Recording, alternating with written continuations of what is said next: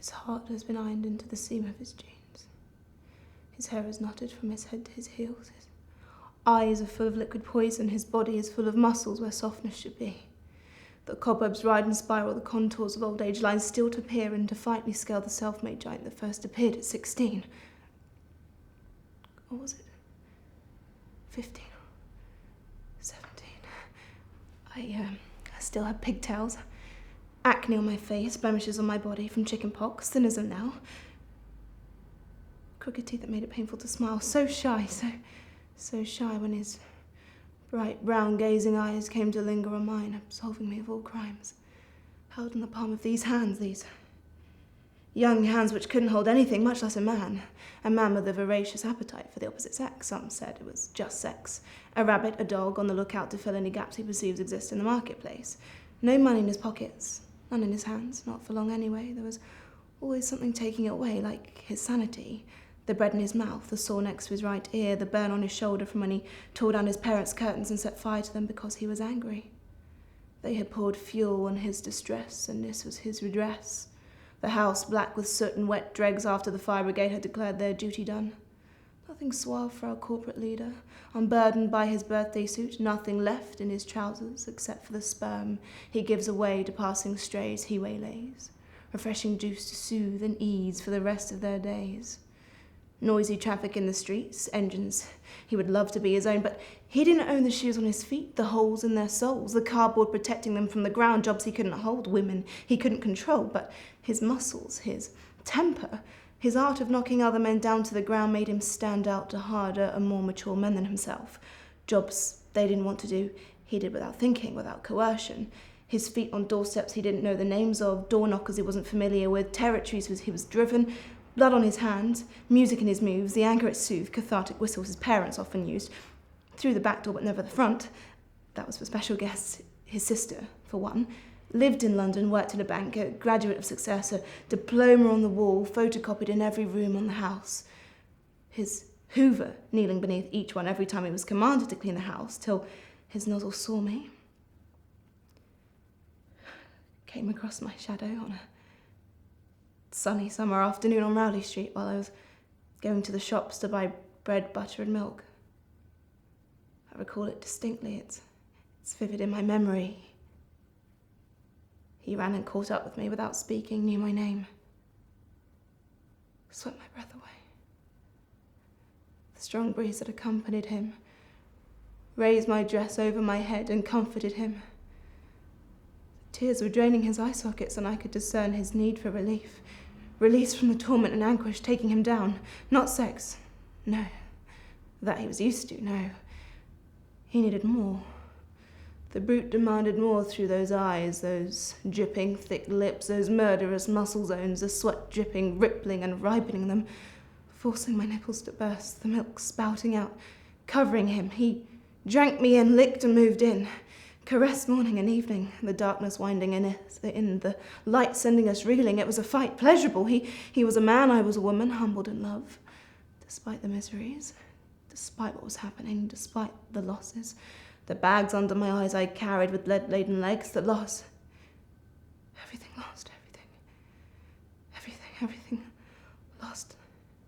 To come to this, to reach here, this place, this grave, these gravestones, this cemetery, this ghost station, bribed by time, fooled into believing that good exists in the living. Look where it's brought me. Look what it's left me. Look what it's given me. Rainwater dripping from the windowsill. Spider's web in the corner of the bedroom.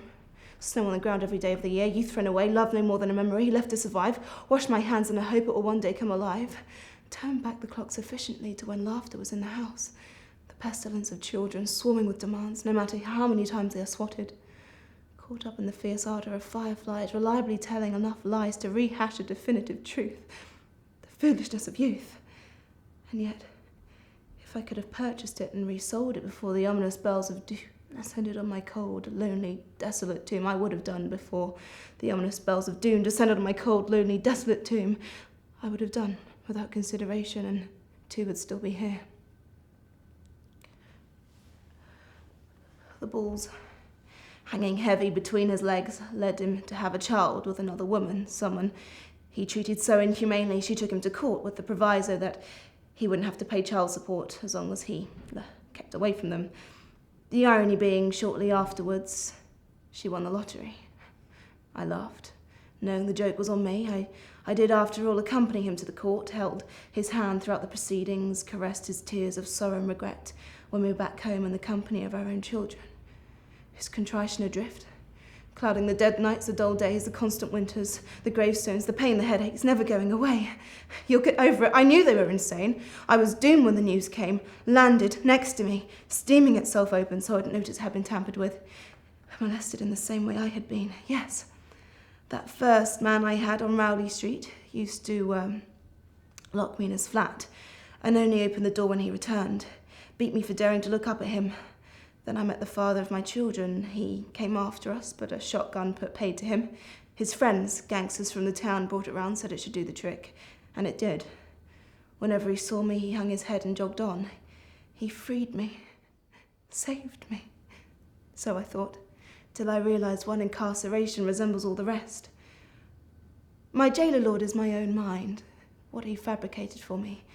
He shoved a hand or a steroid-extended phallus up the skirt of every friend who came to the house, and they gave way, just like I did, without a word to me, abusing my hospitality, while his intake of drugs became ever more dangerous, from weed to coke, magic mushrooms, copious amounts of alcohol, speed, LSD, then crack. The hat came off the housetop, but the habit wouldn't stop. We all began smoking it, walking to town, wearing it for clothes, believing no one noticed, no way of telling, till it became clear the news was everywhere, so we moved, left town, bought a new house after he came out of prison. Yes, he went to jail over a dispute he had with a neighbour, so he took the law into his own hands, rewrote the song, amended the chords, rearranged the chords, changed the verse, rewrote the chorus, one by one, and there were so many, in the style of Bob Dylan, an open folk chord song in the style of Joan Baez, Brownie McGee, staring out on a garlanded but barren scenery. It nearly destroyed him. He was on the edge, but bragged to friends it was nothing. The drugs on his lips were burning off the colour of white. They were brown, and now they were white. He was making it, so was I. We were making it, despite the hindrances, the burdens, the onslaughts, till he began having visions, and I was forced to corroborate as though an accomplice to a crime I was desperately attempting to disguise, deny, prior to arrest, court proceedings, inevitable imprisonment. Yes, he could hold a crowd, but I faded when morning broke on the bridge of my nose and caused me to blink several times. Lying didn't come easily. Still, I felt grateful. I was humbled by past generosities, ones I felt obliged to repay. He didn't say. I was just made to feel that way. Beholden, bird with clipped wings languishing in her master's cage. And it didn't matter what he did or whom he did it with. My sister. Shit. What does it matter? He undressed everything in skirt and robbed them of their drawers, trophies of his triumphs, wings to fly on, and fly he did. Fly he did. Trees spoke to him. Heavenly voices sprung from the TV and delivered God's message, and as we drove, birds attached themselves to the car and exchanged words of wisdom with him. Clouds descended to pontificate on the misguided direction the world was taking. The vision, the voices, the first and the last. We didn't understand it then. The meaning was lost. Ruminating on it again and again. Spoke to ministers at church and friends. Delivered for deliverance. Prayed for deliverance, even though we weren't religious. Afraid, but certainly not religious. Till one fell. And we started to cry. The oldest. Medical personnel couldn't tell us why.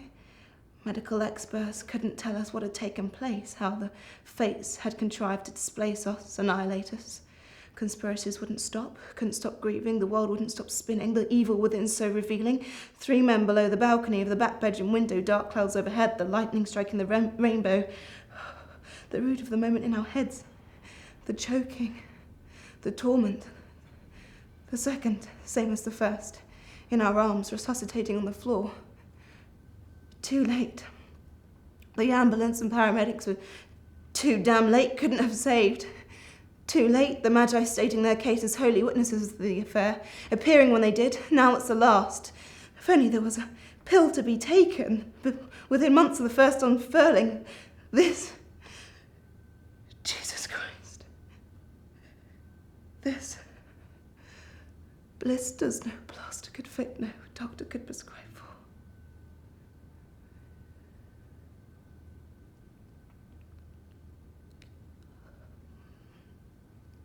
My family walked,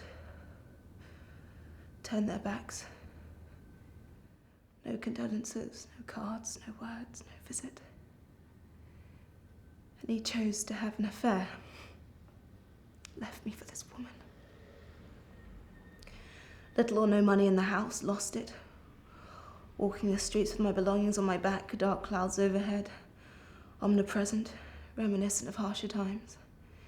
Memories keeping me going, sad ones, real ones, happy ones, defiant ones.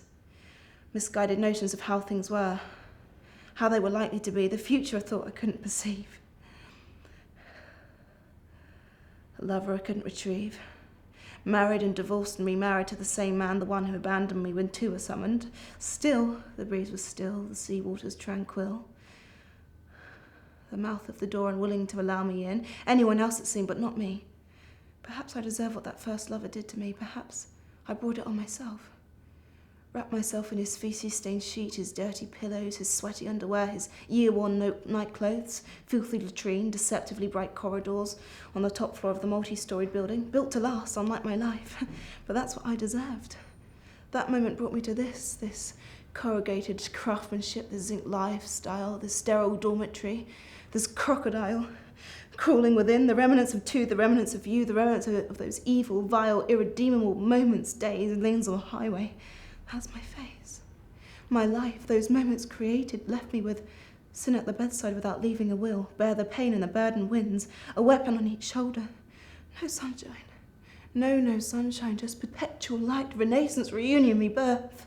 A kiss on the lips to help move forth. Now there wasn't even that. A council flat on the outskirts of town, its neon lights flitting through the twilight as I stare from the naked window with even a blind for decor. A masquerade at the foot of the stairs. A man standing there, a familiar frame, with bags and suitcase and ganja coming out his ears. The crack cocaine removed, the speed rarely used, common cocaine when it came, magic mushrooms running through the brain, on alcohol-filled nights when the plantation came to life to celebrate too, the clock marking time to celebrate too. Specks of light and dust on the bare window, dancing with a glass of white rum as a tribute to two, the town centre at a standstill, the songs singing hymns for two, speculating on what it all meant. He says he's a prophet. The Holy One was speaking to him, and he wasn't listening. That's why it happened. I, a mere taciturn on this windmill. This shroud of delusion, the enmity he holds for those who were once closed, locked in, the key buried, enthroned, entombed, no rationale. The weapons in my head, no route out. Just want it to be silent. Silence, speak. Silence, speak. Silence, let me speak. Silence, give me voice. Silence, let me weep. Silence, give me some peace. Silence, silence. I'm waiting, I'm waiting. Don't care what mode of transport as long as it arrives. Silence, I'm waiting, waiting. Hear me calling out to you, two.